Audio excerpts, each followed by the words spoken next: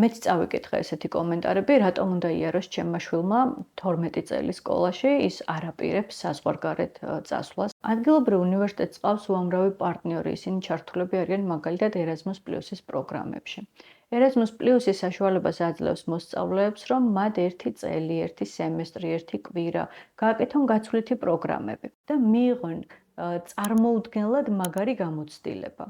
ანუ როდის გაუჩნდება ბავშვს ეს შესაძლებლობა და სურვილი, რომ თავისი ცოდნა გაიღრმაოს სხვა ქვეყანაში, რაც უდიდესი გამოცდილება არის ახალგაზრდა ადამიანისთვის, ჩვენ ეს არ ვიცით.